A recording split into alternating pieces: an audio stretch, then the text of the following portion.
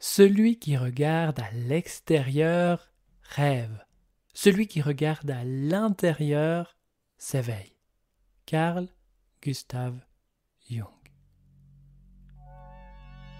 Bienvenue sur le podcast Croissance intérieure. Ce podcast est pour toi, oui, toi, cher à mon chemin, si tu as le sentiment d'avoir tout essayé pour t'en sortir et que rien n'a vraiment fonctionné pour toi. Si tu en as assez d'avoir l'impression de tourner en rond sans cesse dans ta vie et de répéter les mêmes schémas encore et encore. Si tu n'arrives pas à t'affirmer, si tu manques de confiance.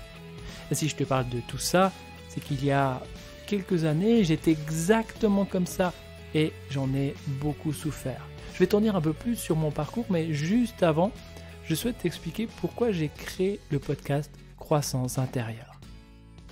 J'ai l'intime conviction que l'on peut se libérer rapidement des blocages et autres blessures émotionnelles qui nous empêchent de vivre notre vie pour nous, sans pour autant devoir lire des centaines et des centaines de livres de développement personnel, participer à des dizaines et des dizaines de stages, tester bon nombre de thérapies avec pas ou très peu de changements.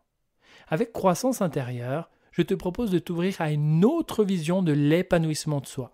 Et si, plutôt que de chercher à développer des habitudes, des comportements, des connaissances, bref, de développer, d'accumuler des informations encore et encore, nous laissons croire que nous ne sommes jamais assez, pas assez de confiance, pas assez d'estime de soi, pas assez de sécurité intérieure, toujours en rajouter, eh bien, si, au lieu de faire ça, on changeait de point de vue et on partait du postulat que nous sommes déjà complets, nous sommes déjà accomplis, mais qu'il y a en nous des blessures émotionnelles, des peurs, des réactivités, des blocages qui nous empêchent de nous reconnaître comme étant un être déjà complet, confiant et serein.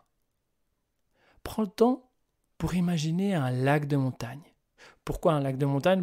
Peut-être parce que je vis en montagne, bref.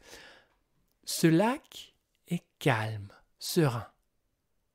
Et maintenant, imagine qu'il y a deux grosses mains au fond de ce lac qui commencent à s'activer, à tout remuer, à tout brasser. Et progressivement, la vase remonte. Le lac se trouble, s'agite très vite et ça devient des vaguelettes, puis des vagues, puis de plus en plus grosses, puis une tempête sur ce lac.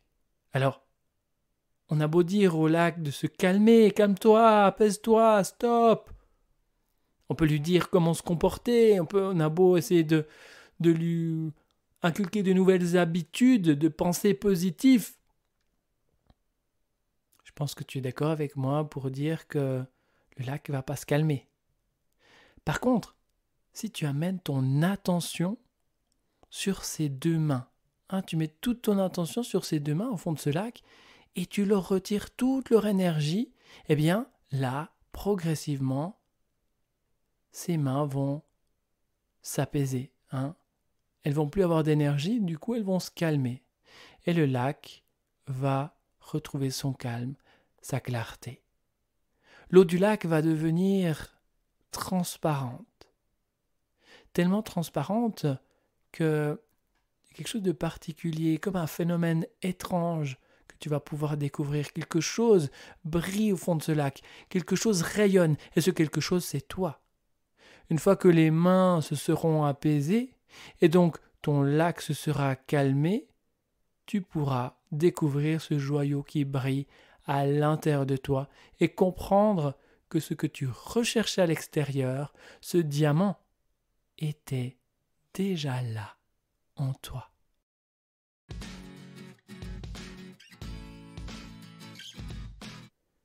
L'objectif du podcast Croissance intérieure est de t'amener à expérimenter d'autres points de vue que ceux que tu connais déjà.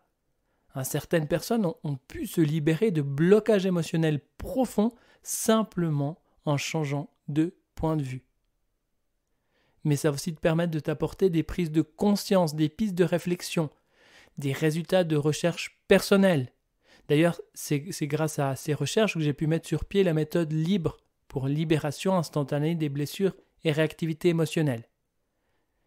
Croissance intérieure, c'est aussi des entrevues avec des passionnés d'épanouissement de soi, mais aussi avec des thérapeutes, des coachs, des conférenciers qui seront t'inspirer.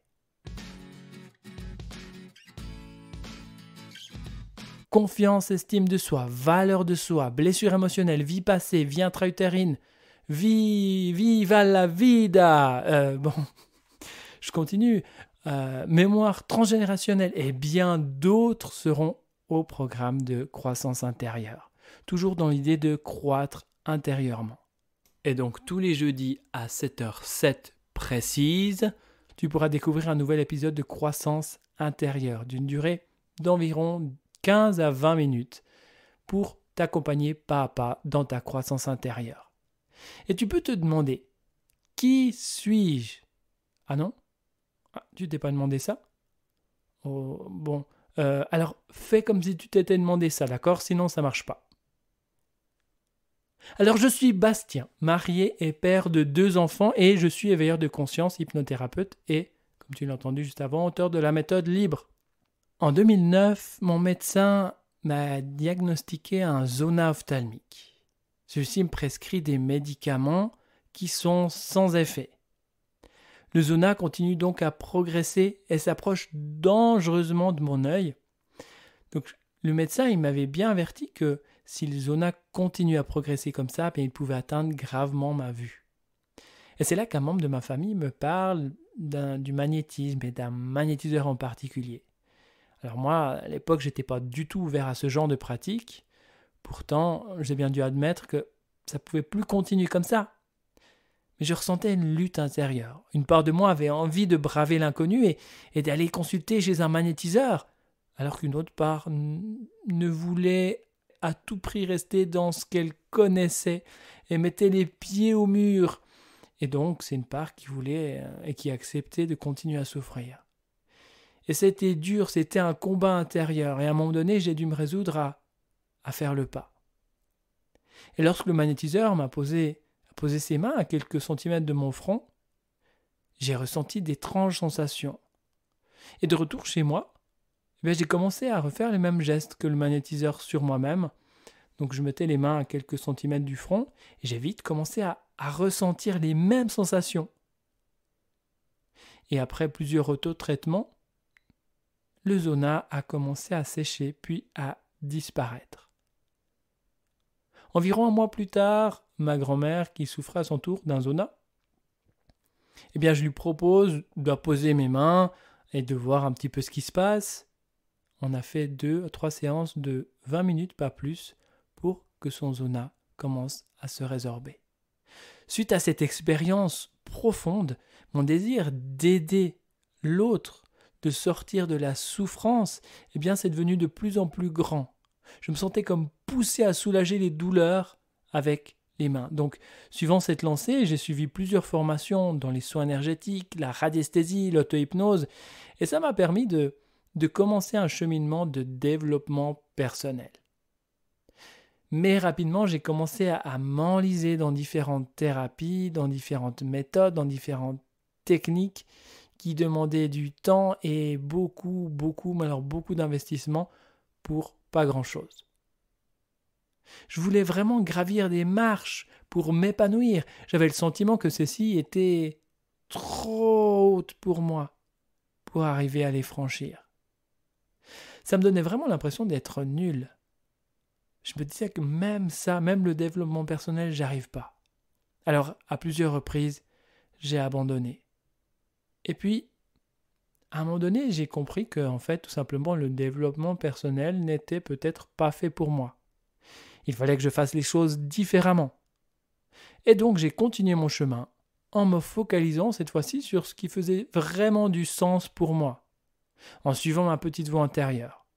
Et c'est ainsi que, année après année, sans le savoir, en suivant différentes formations, différentes méthodes, j'étais en train de rassembler différentes pièces du puzzle qui ont donné en 2020 la naissance de la méthode pour se libérer instantanément des blessures et réactivités émotionnelles. Je te parlerai plus en détail de cette méthode, comment est née cette méthode particulière et comment c'est possible de se libérer rapidement, même de manière instantanée, des blessures émotionnelles et des réactivités. Dans le prochain épisode 1, tu découvriras le sens de la croissance intérieure.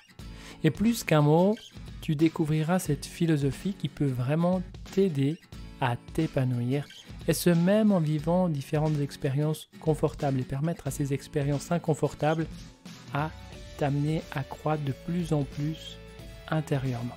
On en reparle dans le prochain épisode. Voilà, c'est la fin de cet épisode 0. On se retrouve avec grand plaisir dans l'épisode 1, donc dans ce prochain épisode, et d'ici là, et jusqu'à notre prochain rendez-vous au travers des différents événements et situations que tu vis, continue sans cesse de croître intérieurement. Merci.